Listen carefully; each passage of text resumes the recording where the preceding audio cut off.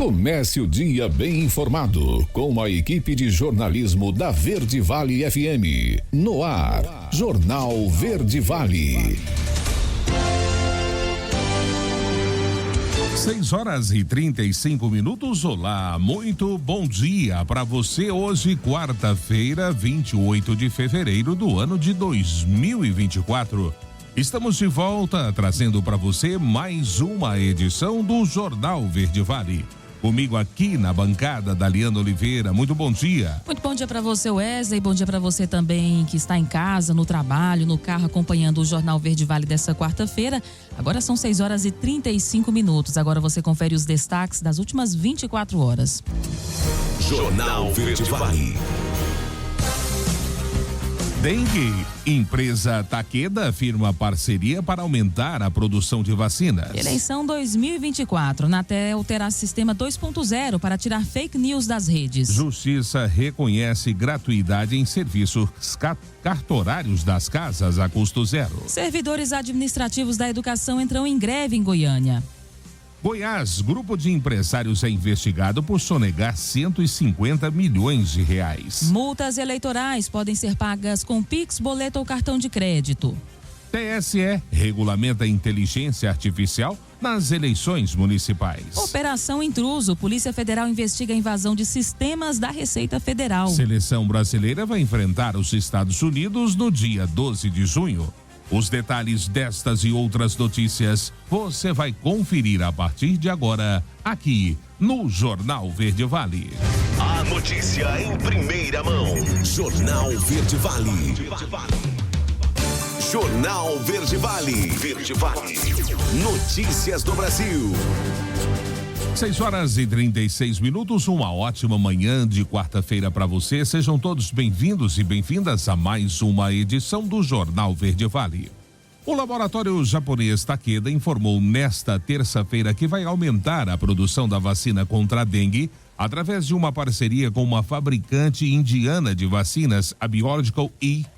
O número limitado de doses disponíveis é atualmente o maior entrave para a vacinação contra a dengue no Brasil, que vive uma epidemia da doença. Apenas em 2024 já foram notificados 920.427 casos prováveis da dengue, com 184 mortes confirmadas e 609 em investigação. De acordo ainda com a Takeda e a Biology, as doses da vacina Qdenga fabricadas a partir da parceria estarão disponíveis para os países endêmicos até 2030, como parte dos seus programas nacionais de imunização. As doses serão finalmente disponibilizadas para aquisição pelos governos dos países endêmicos até 2030, o mais tardar para apoiar os programas nacionais de imunização. É o que afirmam as empresas em nota à imprensa. No caso do Brasil, o Sistema Único de Saúde vai continuar sendo prioridade. E a Agência Nacional de Telecomunicações, a Anatel, terá um sistema 2.0 para remover fake news das redes a partir de decisões do Tribunal Superior Eleitoral. Após fechar parceria com a Corte em dezembro do ano passado, a Anatel agora prepara o sistema que dará cumprimento às decisões judiciais. A equipe de fiscalização da Anatel, que é responsável por cumprir as determinações, se prepara para a total integração do sistema até o período de campanha e das eleições 2024. Em Barcelona, para participar do Mobile World Congress, o presidente da Anatel, Carlos Baigorri, ressaltou que todo o processo de imprimir papel e enviar por meio de um oficial de justiça, seguir todo o trâmite físico, como esperar por uma assinatura, enfrentar trânsito e outros, deixava o processo moroso. Agora tudo será via sistema, integrado com as decisões de juízes e ministros da Corte Eleitoral de forma eletrônica. A mudança em execução faz parte de um acordo assinado com o Baigorri e o presidente do TSE, o ministro Alexandre de Moraes. A intenção é que a integração eletrônica deixe a comunicação mais ágil e eficiente.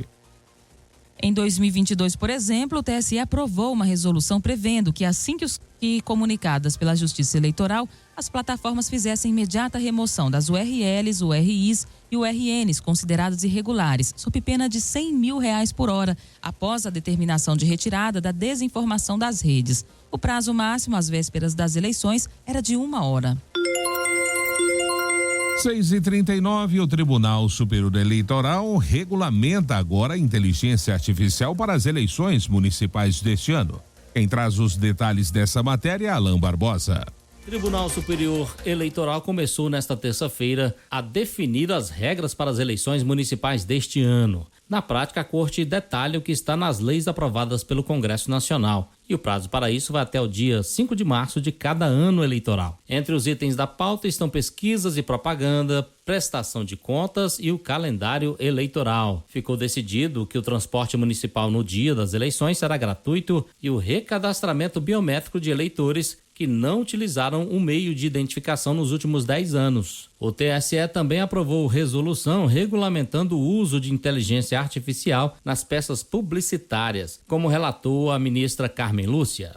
Estabelecendo exigência de rótulos de identificação de conteúdo sintético multimídia, a restrição ao uso de chatbots, avatares para intermediar a comunicação da campanha, que não poderá simular interlocução com pessoa candidata ou outra pessoa real, a vedação absoluta ao uso para prejudicar ou para favorecer candidatura de conteúdo sintético em formato de áudio, vídeo ou combinação de ambos, que tenha sido gerado ou manipulado digitalmente, ainda que mediante autorização para criar, substituir ou alterar a imagem ou voz de pessoa viva, falecida ou fictícia, que são exatamente os deepfakes. Com a decisão, estão proibidas as peças publicitárias manipuladas com o uso de inteligência artificial, com o objetivo de desinformar e enganar o eleitor, como exemplificou o ministro Alexandre de Moraes.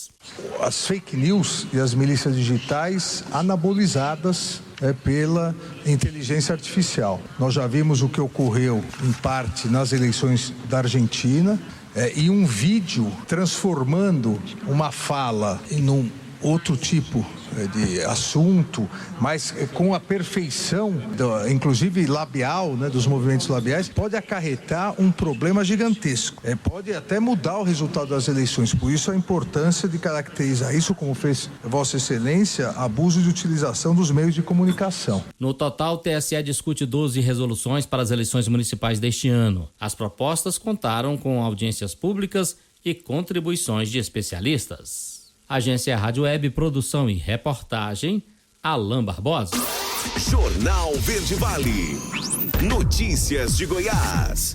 6h42 agora. E a Corregedoria Geral de Justiça de Goiás acatou um pedido da Agência Goiana de Habitação reconhecendo a gratuidade de serviços cartorários para as casas do programa Pra Ter Onde Morar Construção. Essa medida, tomada pelo desembargador Leandro Crispim, unifica o entendimento sobre a isenção de custas, emolumentos e TCD nos cartórios de registro de imóveis do Estado, conforme publicado no dia 20 de fevereiro. Segundo o governador Ronaldo Caiado, essa decisão representa uma economia significativa para os cofres públicos, estimada em 68 milhões de reais, considerando a projeção de entrega de 10 mil casas. Para os cidadãos contemplados pelo programa, que já recebem suas casas e escrituras sem custos, essa medida não altera a experiência. Segundo Caiado, a economia gerada permitirá ampliar o alcance do programa, beneficiando mais famílias de baixa renda aqui em Goiás. O presidente da AGEAB, Alexandre Baldi, destaca que a legislação federal e estadual já previam a isenção de custas e emolumentos, mas o entendimento não era uniforme.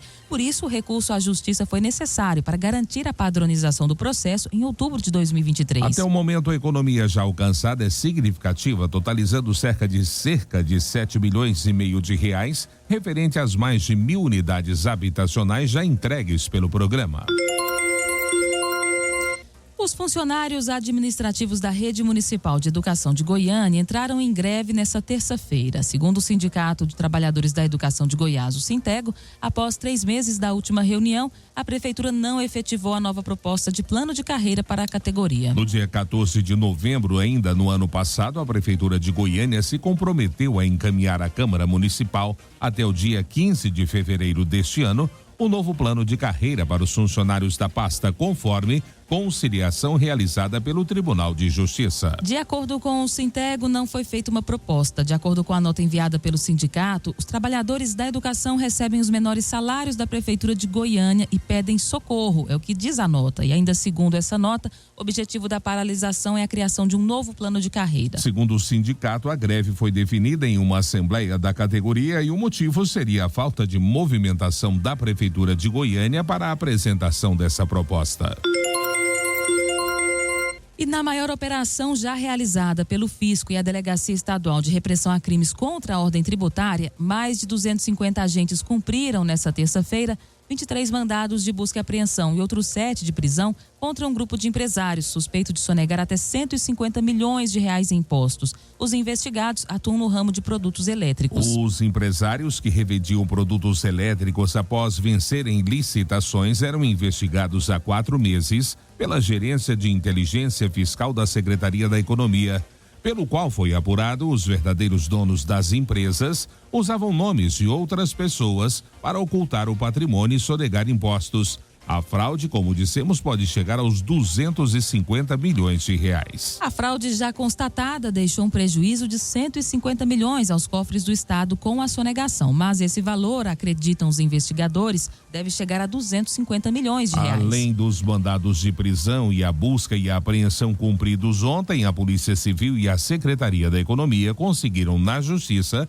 o bloqueio de 115 milhões nas contas dos investigados que não tiveram as suas identidades reveladas.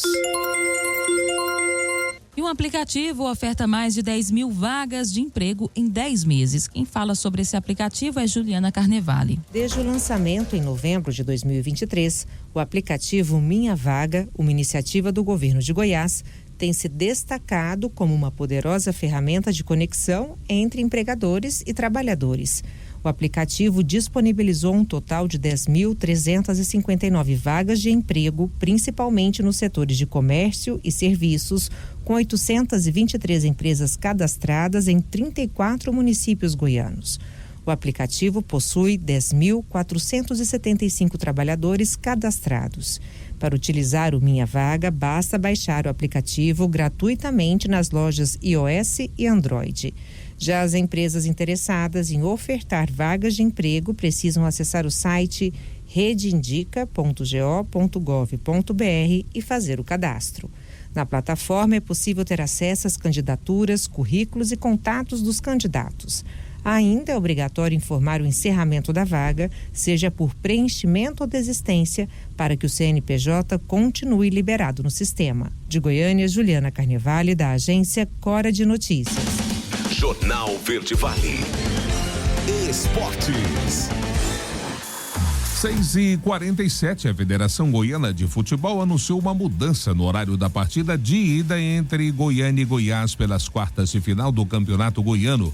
As duas equipes se enfrentam neste sábado no Estádio Olímpico, mas agora o jogo será realizado às 18 horas e não mais às 16, como havia sido divulgado anteriormente. Nesta segunda-feira, o Goiânia chegou a cogitar a opção de transferir o confronto para o estádio Serra Dourada. Porém, após uma reunião entre membros da diretoria e também da comissão técnica, ficou definido pelo clube que o clássico vai ocorrer mesmo no Estádio Olímpico. Nas quartas de final, Goiânia, como dissemos, terá pela frente o Goiás, mesmo rival da fase da última temporada, onde o Galo acabou eliminado.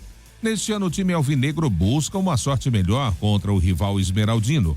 O jogo de volta será realizado no estádio Ailê Pinheiro, mas ainda não tem data e horário confirmado pela Federação Goiana de Futebol. Melhor time na classificação geral do Campeonato Paulista, com 22 pontos e com vaga antecipada às quartas de final. Em grande fase nesta largada de temporada, o Santos recebeu mais uma notícia positiva nesta segunda-feira. Está livre de transfer ban na FIFA após uma quitação de dívida com o técnico argentino Fabian Bustos. Cobrado na justiça a quitação da multa rescisória, Fabian Bustos impediu que a FIFA autorizasse o Santos a inscrever reforços vindo de fora do país. Caso do goleiro reserva Gabriel Brazão, contratado da Inter de Milão. Na sexta-feira última, o clube entrou em acordo com o comandante e acordou com o pagamento de 4.700.000 reais, sendo 700 mil apenas em impostos pela transferência do dinheiro para uma conta internacional. Agora, não tem mais problemas na FIFA. Jornal Verde Vale. Agronegócios. 6h49, o governo brasileiro celebrou o fim de uma medida antidumping imposta pela China sobre as exportações de carne de frango brasileira, em vigor desde 2019. A medida antidumping consistia em uma sobretaxa sobre o valor do produto importado, variando entre 17,8% a 34,2%, de acordo com a empresa exportadora. Além disso, 14 empresas brasileiras haviam firmado compromissos de preços com o governo chinês, obrigando-se a praticar preços superiores a um patamar mínimo pré-estabelecido. O Brasil é o maior exportador mundial de carne de frango e a China é o segundo maior consumidor global do produto, sendo também o principal destino dos embarques brasileiros, que superaram 1,9 bilhão de dólares e alcançaram mais de 679 mil toneladas em 2023. Segundo o Itamaraty, o governo brasileiro atuou ativamente junto às autoridades chinesas em diversos fóruns e também durante a realização de mecanismos bilaterais de cooperação em 2023, obtendo assim a decisão favorável. Os preços da arroba do boi gordo seguem acomodados nas principais praças de produção e comercialização do país. Segundo o analista da consultoria Safras e Mercado, Fernando Henrique Iglesias, o ambiente de negócios ainda sugere tentativas de compra abaixo da referência média. No entanto, o pecuarista mostra-se mais relutante em negociar. As pastagens oferecem condições para que o pecuarista cadencie o ritmo dos negócios. Atenção para os preços da arroba do boi no fechamento do mercado nesta terça-feira. São Paulo, capital, R$236, em Goiânia, R$218. Em Uberaba, Minas Gerais, R$232. Já em Dourados, Mato Grosso do Sul, essa arroba foi comercializada a R$221. Em Cuiabá, Mato Grosso, R$209. O mercado atacadista apresenta preços estáveis. O ambiente de negócio sugere um menor espaço para reajustes no decorrer dessa semana. No entanto, o quadro pode mudar durante o período de virada de mês com a entrada dos salários na economia, motivando a reposição ao longo da cadeia produtiva. A indústria mostra-se bem estocada nesse momento, que pode limitar eventuais movimentos mais robustos de recuperação, é o que afirmou o analista. A notícia em primeira mão. Jornal Verde Vale. Jornal Verde Vale. Verde Vale. Notícias do Brasil. 7h06 agora, já de volta com o Jornal Verde Vale.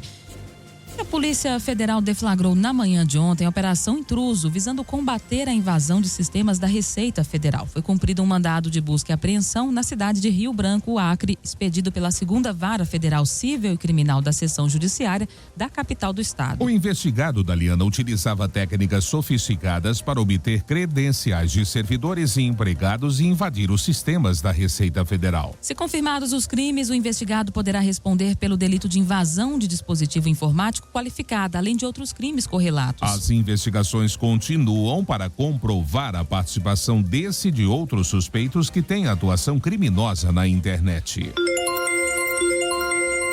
Olha, mudando de assunto agora, a Amazônia registrou um aumento de 286% nos focos de queimadas em fevereiro desse ano, isso em comparação com o mesmo período de 2023. Os dados estão no monitoramento de focos ativos do Instituto Nacional de Pesquisas Espaciais e foram atualizados até o último domingo. De acordo com o INPE, a Amazônia registrou 2.838 focos de calor em fevereiro deste ano. No mesmo período do ano passado, o número de focos no bioma foi de 734. Houve, portanto, uma significativa aumento nas queimadas. Rômulo Batista, o porta-voz do Greenpeace Brasil, frisa que a Amazônia não pega fogo sozinha. As queimadas no bioma, em especial em Roraima, são causadas pela ação humana. Os dados do INPE para fevereiro ainda não estão fechados, visto que o mês ainda não terminou. No entanto, o número de focos de queimadas deste ano para o período já supera aqueles registrados nos últimos 7 anos.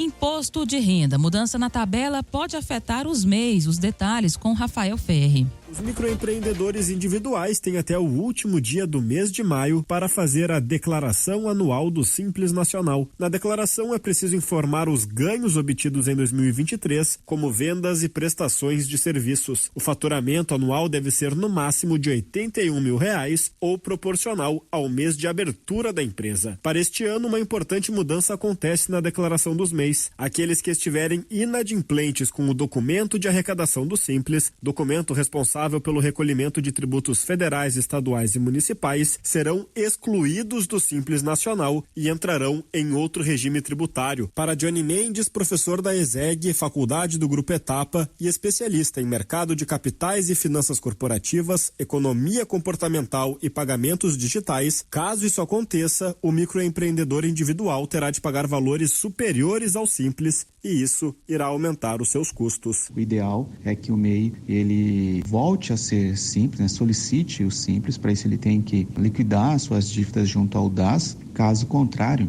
os custos que ele tem vai aumentar, inclusive os impostos, né, que ele precisa. Então, essa é a principal mudança e é uma penalidade, né, uma das principais, ou a principal penalidade que o MEI passou a receber neste ano de 2024. E essa regra iniciou-se ali por volta de setembro de 2023, valendo, né, e foram excluídos, estes inadimplentes foram excluídos em janeiro de 2024. O MEI é obrigado a fazer a declaração se a empresa estiver ativa, se ela foi aberta em 2023 com faturamento ou não, ter rendimentos com emissão de nota fiscal ou não, como explica o professor Johnny Mendes. Além disso, né, o dono do CNPJ, do MEI, também deve fazer a declaração do imposto de renda pessoa física, seguindo os critérios já conhecidos, né, com rendimentos, tem rendimentos tributáveis acima de 28.559 do ano anterior, então vai ter que fazer a declaração. Além disso, rendimentos isentos não tributáveis ou tributados exclusivamente na fonte, cuja soma for superior a 40 mil, também obriga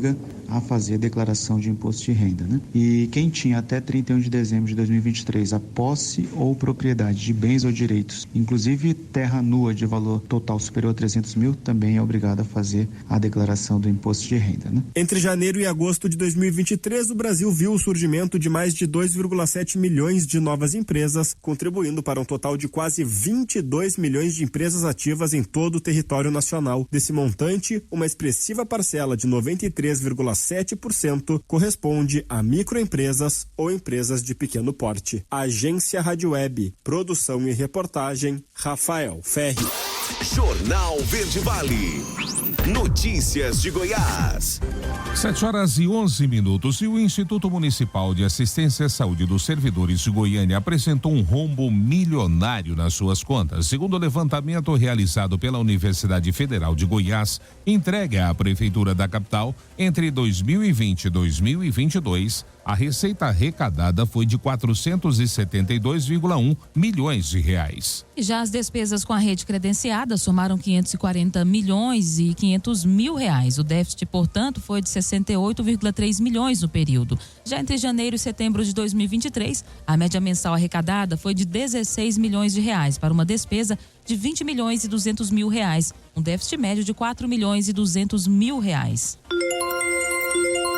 E após 2 pesquisas eleitorais com situações adversas, o prefeito de Anápolis, Roberto Naves, do Republicanos, anunciou mudanças na chefia de 4 secretarias da administração municipal, antecipando a desincompatibilização. As alterações aconteceram em pastas que até então eram chefiadas por potenciais candidatos a cargos eletivos nas eleições 2024. O prazo para desincompatibilização previsto em lei é até 6 de abril. De acordo com o prefeito, a antecipação da reforma visa garantir que a administração mantenha prioridade nas demandas da população.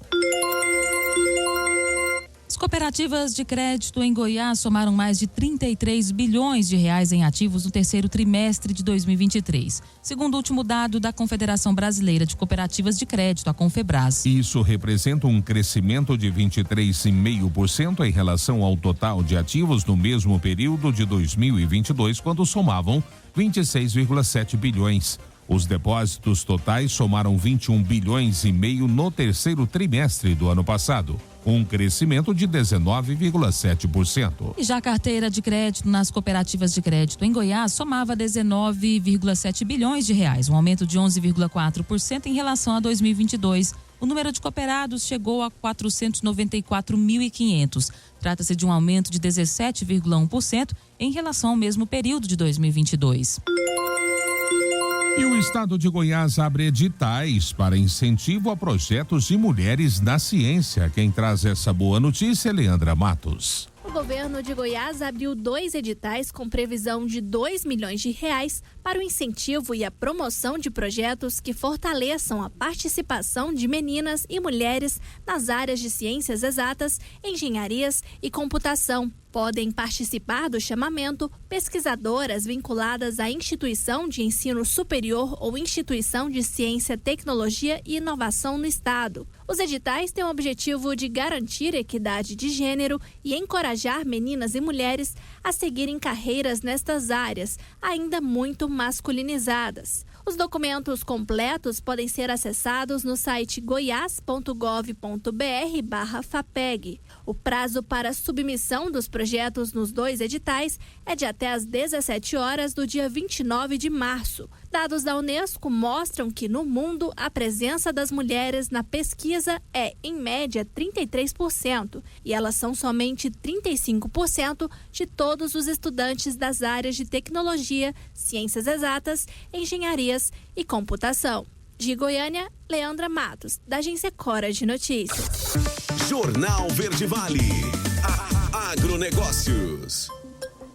7h15. E novos cortes foram feitos na produção brasileira de soja. Dessa vez, a empresa, em relatório de fevereiro divulgado na terça-feira, apontou uma safra de 150 milhões e 100 mil toneladas, abaixo de 153,4 milhões de toneladas indicadas em janeiro. A consultoria ressaltou que há uma grande divergência do mercado, enquanto que o Departamento de Agricultura americano mantém um número alto de 156 milhões de toneladas. A Conab reduziu as suas estimativas para 149,4 milhões, o que está mais em linha com os outros agentes. De acordo com o analista de grãos e oleaginosas da empresa, Pedro Isic, as condições climáticas foram melhores em janeiro, que ajudou a estancar maiores reduções na safra de soja. Segundo a Edge Point Markets, as condições climáticas em janeiro apresentaram uma melhora em relação a dezembro na maioria das regiões, o que acabou ajudando a evitar mais perdas em nível nacional.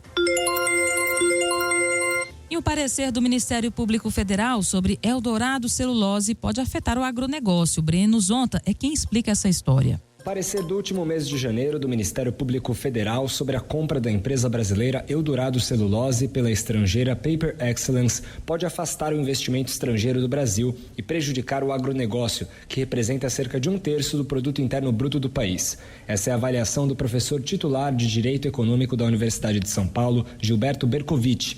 O MPF alegou que a transferência de controle da Eldorado, abre aspas, poderá gerar violação às regras que exigem autorização do Poder Executivo ou do Congresso Nacional para aquisição de terras por estrangeiros, fecha aspas. O parecer argumenta que a Paper não pediu autorização ao Instituto Nacional de Colonização e Reforma Agrária, o INCRA, e ao Congresso quando adquiriu 49% das ações da Eldorado.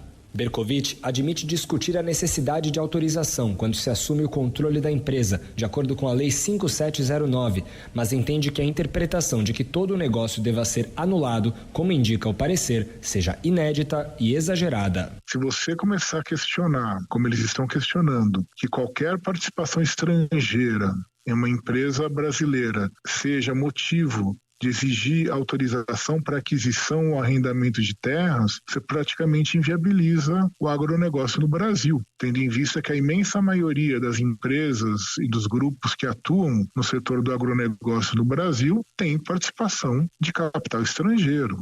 Bercovitch também explica que a lei de 1971 é de antes da lei das sociedades anônimas, quando qualquer empresa estrangeira precisava de autorização do governo para atuar no Brasil. Desde então, ele afirma que se interpreta que as autorizações seriam necessárias apenas no caso de controle da empresa. Pela primeira vez, eles estão dizendo que qualquer tipo de participação estrangeira precisa de autorização prévia, seja do órgão administrativo, seja do Congresso. Agora, nenhuma outra empresa do agronegócio no Brasil pediu essa autorização prévia.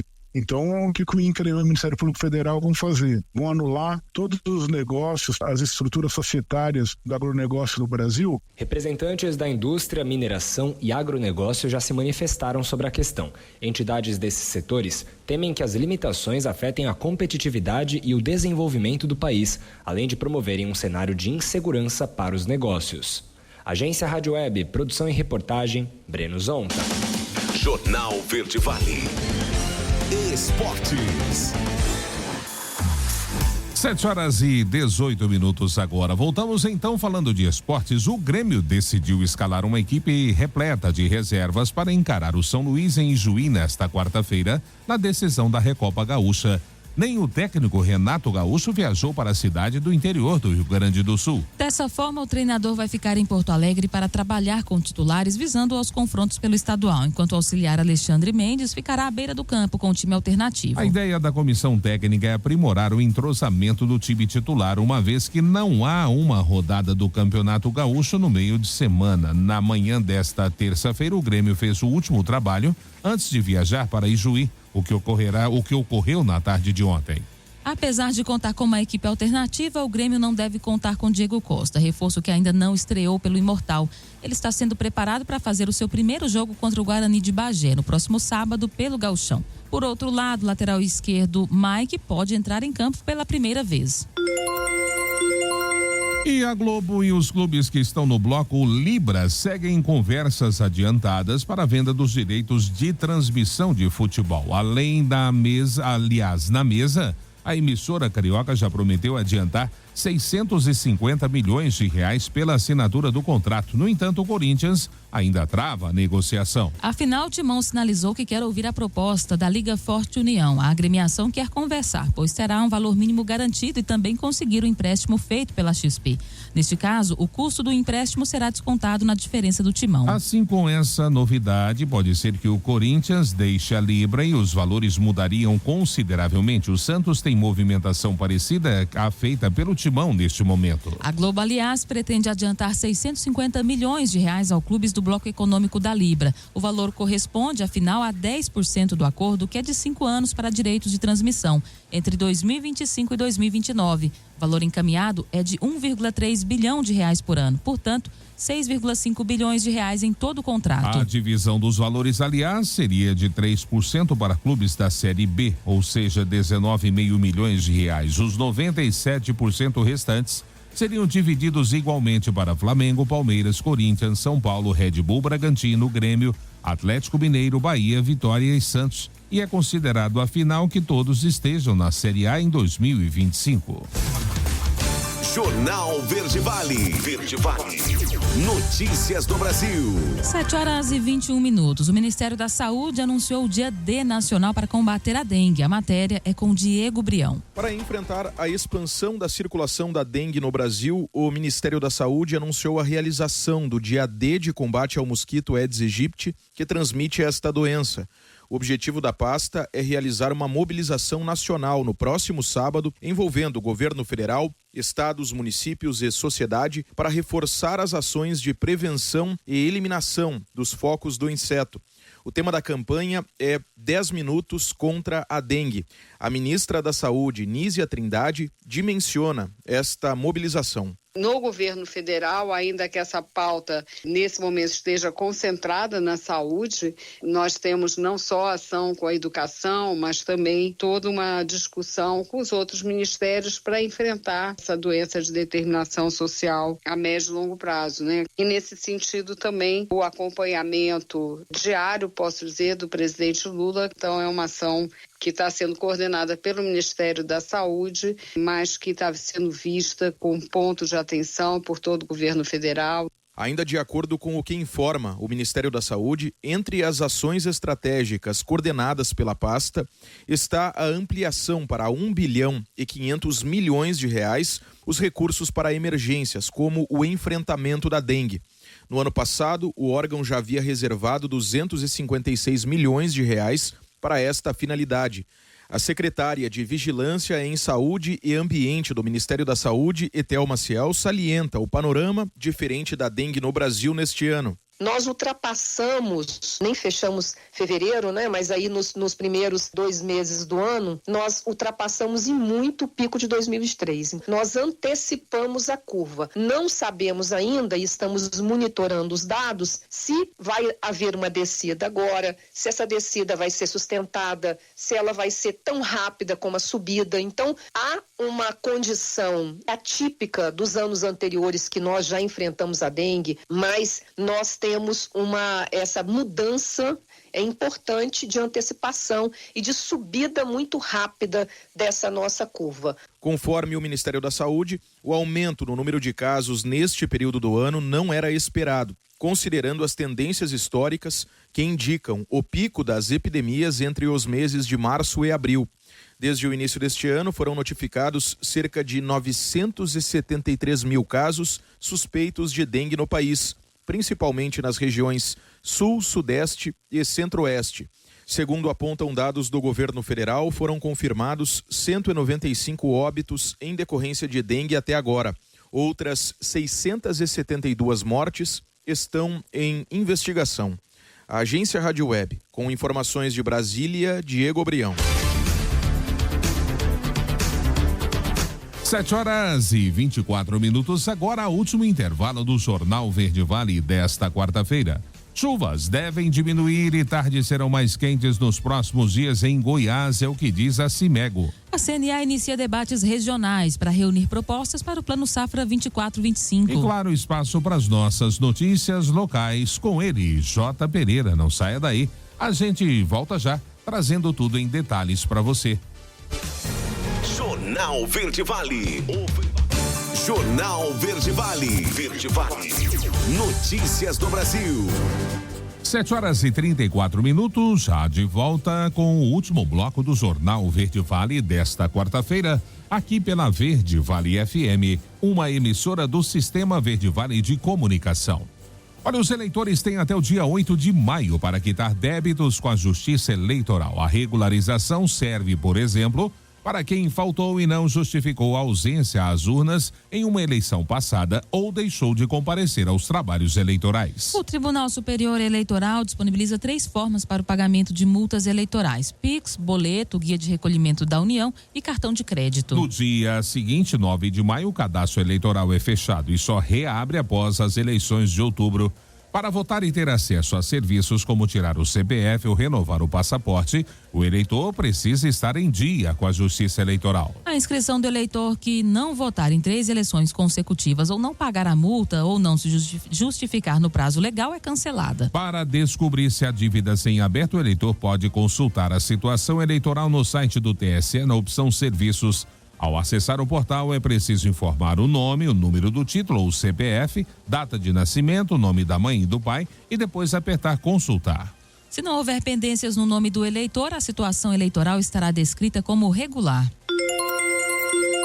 E um projeto de lei em discussão na Câmara dos Deputados visa estabelecer prioridades na utilização dos recursos do Fundo Nacional de Segurança Pública pelos estados. A proposta sugere que os investimentos sejam direcionados primeiramente para programas de saúde mental de policiais, policiamento comunitário, redução da letalidade policial, equipamentos de investigação e câmeras corporais. Criado em 2001, o FNSP tem como objetivo fornecer recursos para apoiar projetos e ações nas áreas de segurança pública e prevenção à violência, segundo as diretrizes do Plano Nacional de Segurança Pública e Defesa Social. Atualmente, a legislação que rege o fundo não estabelece prioridades claras. Segundo dados do portal de transparência da CGU, o orçamento previsto para 2024 é de 2,2 bilhões de reais. O repasse desses recursos estará sujeito a critérios para a promoção de guardas civis municipais, bombeiros, peritos, policiais civis e militares. Além disso, o projeto determina que 30% dos recursos do fundo provenientes de loteria sejam destinados aos municípios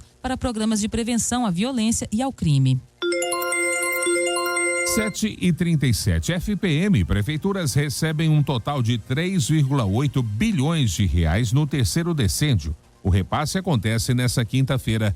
Quem traz os detalhes é Yumiko Ano. No pagamento do terceiro decêndio de fevereiro do Fundo de Participação dos Municípios, o FPM, serão distribuídos 3 bilhões e 863 milhões de reais entre as cidades brasileiras. O valor será acreditado nesta quinta-feira. O consultor de orçamento, César Lima, afirma que o valor indica uma tendência de alta para os próximos repasses. Um aumento expressivo em relação ao mesmo período do ano passado, de cerca de 26%.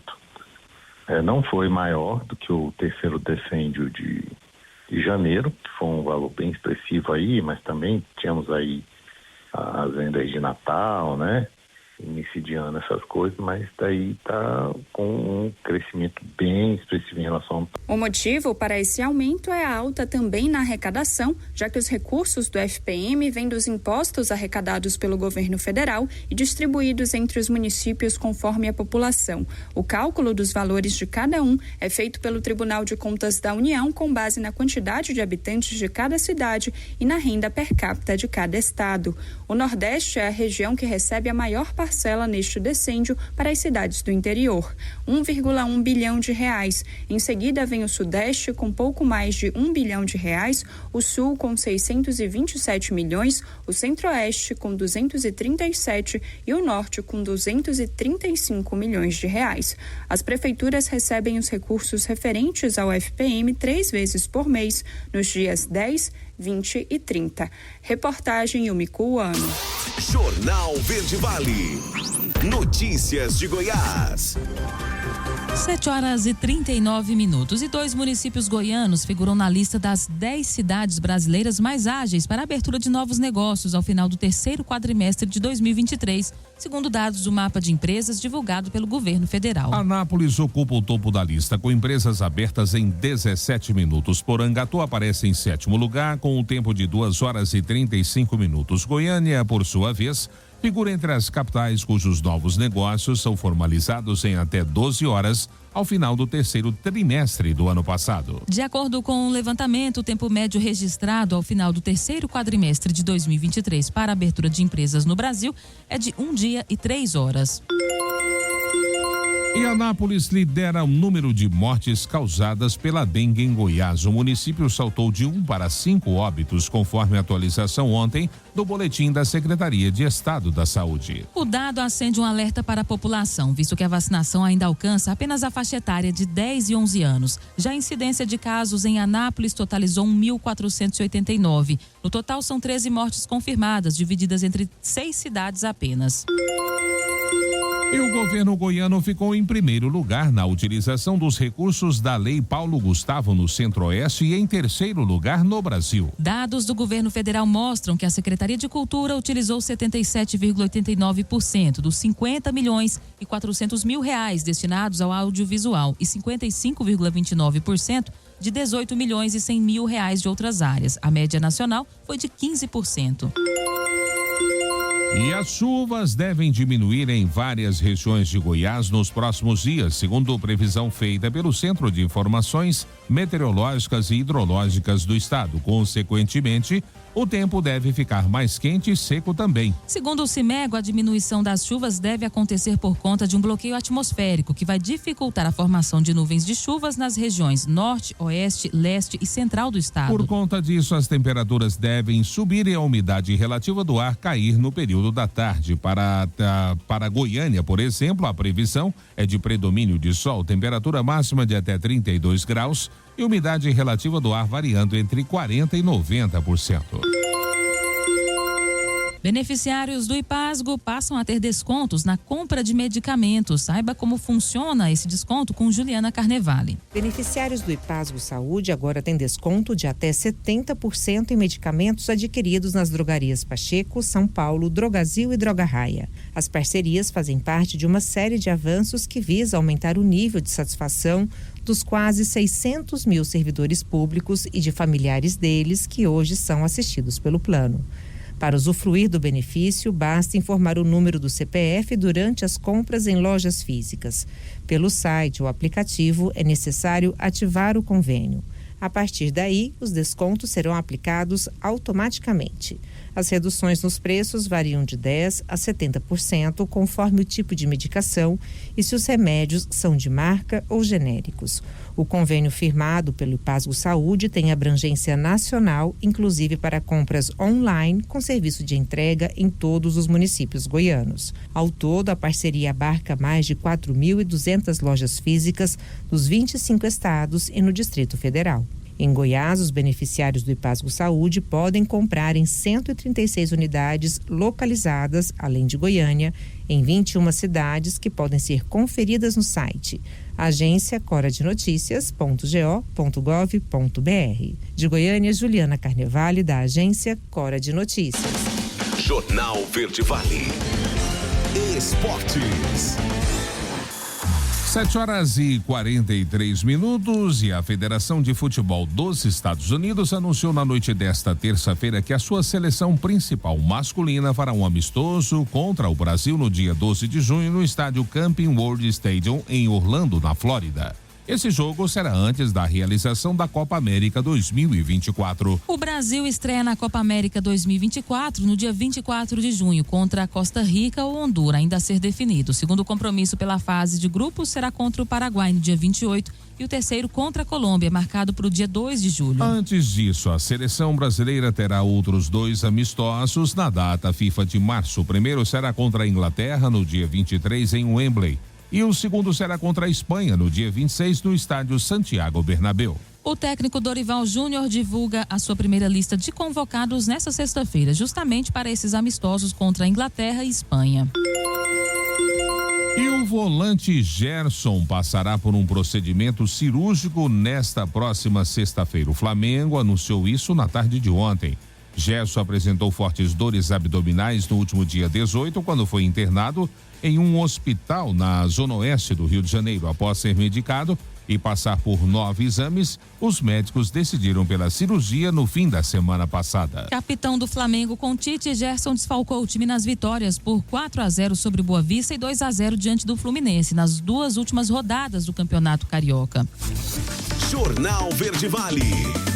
Agronegócios. E a Confederação da Agricultura e Pecuária do Brasil, a CNA, iniciou nesta terça-feira uma série de encontros regionais com federações, sindicatos e entidades setoriais e produtores rurais para levantar as principais propostas do setor para o Plano Agrícola e Pecuário 2024-25. A primeira reunião será realizada na sede da Federação da Agricultura do Estado do Paraná, em Curitiba, para reunir as demandas da região sul e vai trazer os temas como crédito rural, políticas de apoio à comercialização, mercado de capitais, instrumentos de gestão de risco. A Comissão Nacional de Política Agrícola da CNA vai coordenar os debates nas 5 regiões do país e a expectativa é que as propostas consolidadas sejam entregues ao Ministério da Agricultura e outras autoridades do governo federal como contribuição para a elaboração do Plano Agrícola e Pecuário 2024-25. Os debates da região norte aconteceram no dia 6 de fevereiro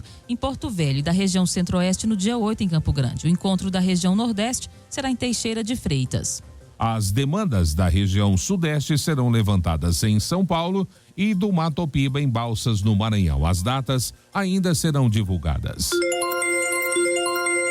E o governo do estado vai disponibilizar mais mudas de pequi sem espinhos em outubro. Saiba quais as vantagens do novo fruto nessa reportagem de Rafael Mesquita. Em outubro, cerca de 5.000 mudas de pequi sem espinho estarão prontas para atender a demanda de solicitações feitas à Agência Goiana de Assistência Técnica e Pesquisa Agropecuária, Emater. Elas poderão ser colhidas pelos produtores em um prazo de 4 anos. Mas devido à alta procura, verificada em um levantamento feito pelo órgão no ano passado, a Emater já tem outras mudas praticamente prontas. Nesse viveiro que a gente está, existem cerca de 3.000 mudas que já estão em estágio mais avançado e serão repassadas para a fila de espera. A Elaine Botelho, que é pesquisadora aqui da Emater, vai mostrar pra gente uma muda que já está em estágio avançado. Elaine, mostra pra gente as características dessa muda. Então, eu quero dizer pro pessoal que está aguardando que tenha paciência, que a produção de mudas através da enxertia não é um método simples. Se fosse simples, tinha em todo lugar, né? Se não tem, porque é difícil. Então, nós estamos com mudas aqui no viveiro, que vocês viram aí, em ponto de enxertia. Foram feitos enxerto, o porta-enxerto foi decapitado e ele está brotando. Daqui 3, 4 meses, a gente não pode estabelecer exatamente o tempo, porque é ser vivo, né? É sujeito ao ambiente e tudo. Ela deve estar desse tamanho e pronta para iniciar o atendimento da fila de espera. A versão sem espinhos do pequi foi desenvolvida durante 25 anos a partir do projeto coordenado pela Empresa Brasileira de Pesquisa Agropecuária, Embrapa, em conjunto com a Emater. A intenção é atender agricultores familiares e viveiristas para que eles possam comercializar o produto. A pesquisadora da Emater, Elaine Botelho, acredita que o novo fruto poderá mudar o consumo do pequi no país. O grande diferencial é a falta do espinho, que isso permite que criança, que idosos, que estrangeiro, pessoa que nunca comeu pequi, coma e pode morder à vontade, não vai fincar espinho na boca. Industrialização. Porque é muito difícil hoje você tirar fita, fazer massa de pequi com espinho. Porque o espinho pode misturar na polpa e é um problema. Então vai facilitar muito a industrialização, a exportação. E um outro fator que é muito bom no pequi é a castanha. E hoje em dia você não vê comércio de castanha de pequi, porque é muito difícil tirar com o espinho. O espinho entra para dentro da castanha. E o pequi sem espinho vai permitir o comércio da castanha, que é saborosíssima. A pesquisadora prevê que o pequi sem espinhos só chegue às gôndolas dos supermercados dentro de 3 ou 4 anos, após a comercialização das mudas no mercado, quando começa uma produção em maior escala. Rafael Mesquita, da Agência Brasil Central.